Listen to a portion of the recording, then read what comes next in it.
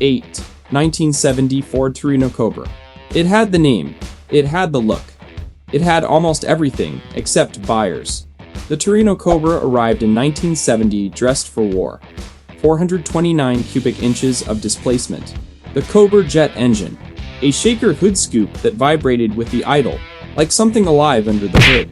On paper, this was a legitimate threat to the Chevelle SS454 and the Roadrunner. But here's where it starts to fall apart.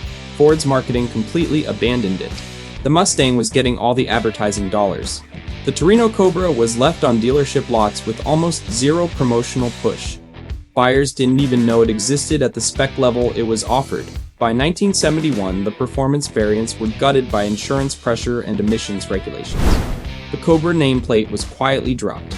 A car with genuine 375 horsepower and legitimate muscle credentials, forgotten because Ford simply didn't fight for it. That's not a mechanical failure, that's a corporate one, and somehow that makes it worse. 7. 1969 AMC SC Rambler.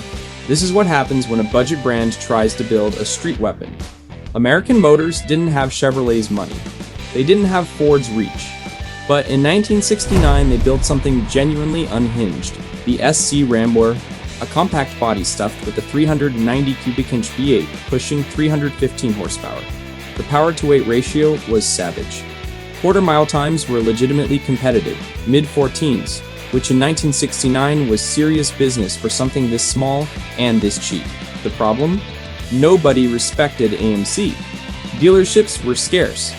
The brand image was economy cars and station wagons. When a buyer walked in wanting performance, their first instinct wasn't to trust the same company selling the Rambler American to their grandmother. Only around 512 were ever built. It wasn't slow, it wasn't poorly engineered, it was simply dismissed because of the badge on the grille. In a muscle car war decided as much by reputation as horsepower, that was a death sentence. 6.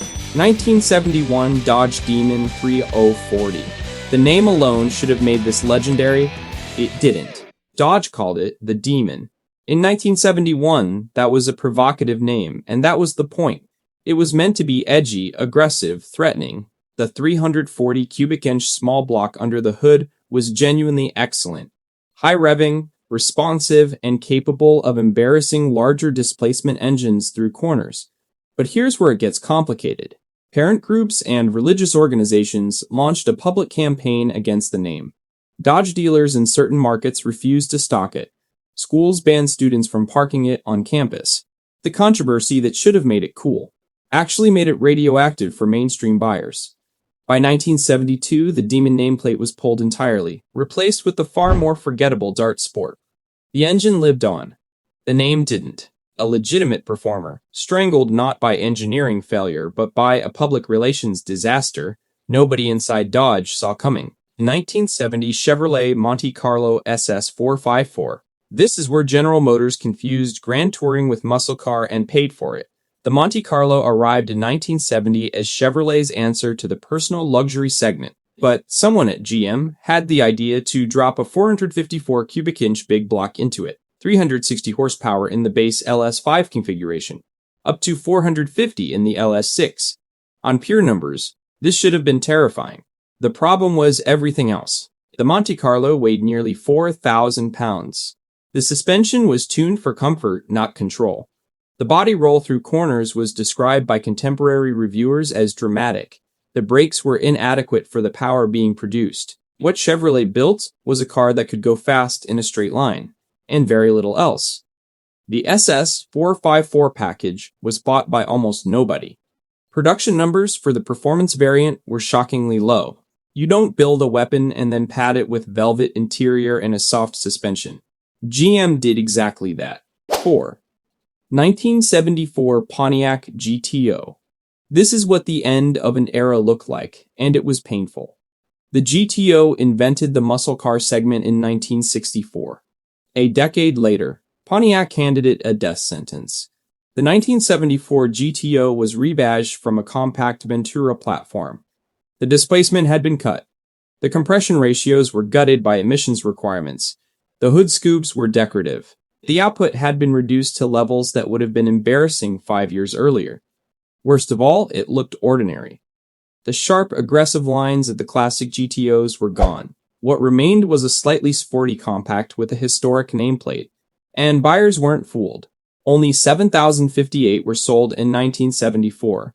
The following year, Pontiac canceled it entirely. The car that launched the entire muscle car era ended with a whimper so quiet, most enthusiasts prefer not to talk about it at all.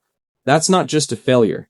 That's a tragedy. 1975 Chevrolet Corvette, America's sports car. Humiliated. The Corvette is untouchable in American automotive mythology, which is exactly why what happened in 1975 was so devastating.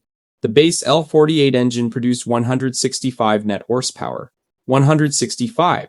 On a car that 4 years earlier had offered 454 cubic inches and 425 horsepower. The combination of insurance industry pressure, the 1973 oil crisis aftermath, and federal emissions mandates had dismantled the Corvette's identity from the inside out. The 1975 Corvette was technically still sold as a performance car, but the performance was gone. What remained was styling wrapped around a power plant that belonged in something much less ambitious. It took Chevrolet nearly a decade and the arrival of the C4 generation to begin restoring what had been destroyed. Some failures are loud. This one was quiet, slow, and spread across several model years. Those are always the hardest to recover from. 2. 1980 Pontiac Firebird Turbo Trans Am turbocharging was supposed to save the muscle car. It almost buried it instead. By 1980, the horsepower wars were over. Displacement was gone. Compression was gone. Pontiac's solution was turbocharging. Bolt a turbo onto the 4.9-liter V8, recover some of the lost performance, and keep the Trans Am's legend alive. The result was a disaster. The turbocharger used was undersized. Throttle response was described as unpredictable. Boost came in inconsistently. The engine had a documented tendency to run lean under hard acceleration, a condition that could destroy pistons. Owners reported reliability problems almost immediately. Pontiac had rushed the technology. The 210 horsepower number looked acceptable on paper, but the actual driving experience was unreliable, inconsistent,